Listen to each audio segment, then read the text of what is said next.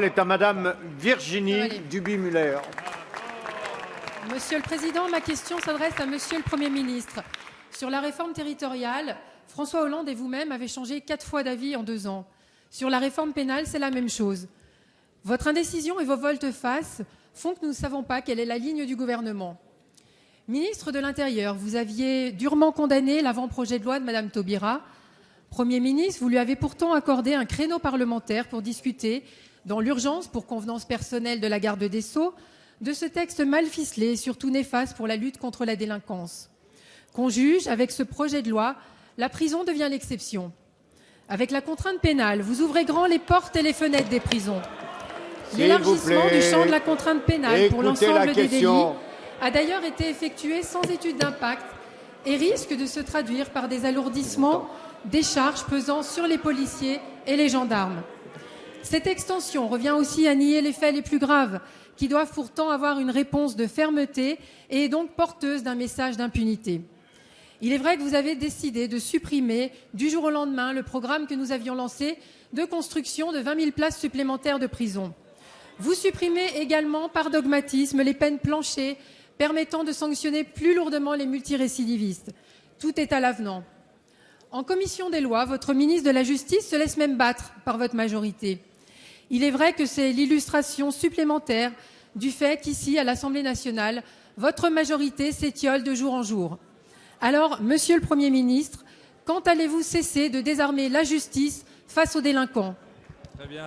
Bravo. La parole est à Monsieur le Premier ministre Manuel Valls.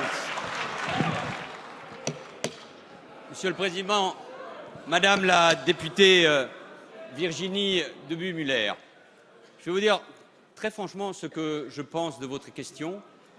Notre pays crève littéralement de ce genre de polémique et d'opposition. Face à la délinquance et à la violence, face au crime organisé, mais aussi face à toute cette délinquance qui pourrit la vie quotidienne de nos concitoyens, ces derniers attendent autre chose que ces caricatures et que ces polémiques stériles. Dans un instant, le débat concernant la réforme pénale va commencer. Si les peines planchers, si toutes les lois qui ont été votées depuis 10 ans avaient donné de tels résultats, nos prisons ne seraient pas pleines comme elles le sont aujourd'hui. Nous n'aurions pas la délinquance que nous connaissons depuis des années avec une augmentation sur les violences. Et nous n'aurions pas surtout une augmentation de la récidive. Et le texte qui est présenté par la garde des Sceaux, oui, a comme objectif clair, net, efficace de lutter contre la récidive.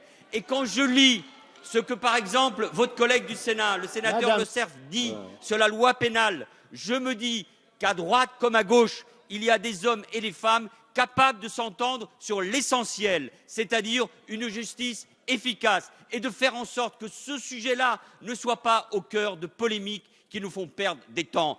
Dire que nous souhaitons vider les prisons, dire que c'est Madame Taubira qui souhaite vider les prisons n'a aucun sens. C'est un mensonge et cela ne fait pas avancer le débat d'un instant. Alors sur ces questions, si les uns et les autres, les Républicains notamment, n'ont pas compris que cela fait augmenter le Front National, que cela discrédite la vie politique, que cela discrédite la parole politique, c'est que vous n'avez pas compris la situation dans laquelle nous sommes. Et je le dis aussi bien à l'opposition qu'à la majorité, sur ce sujet-là, point de posture, point d'idéologie, un seul objectif, un seul intérêt, celui des Français. Merci, Monsieur le Premier ministre.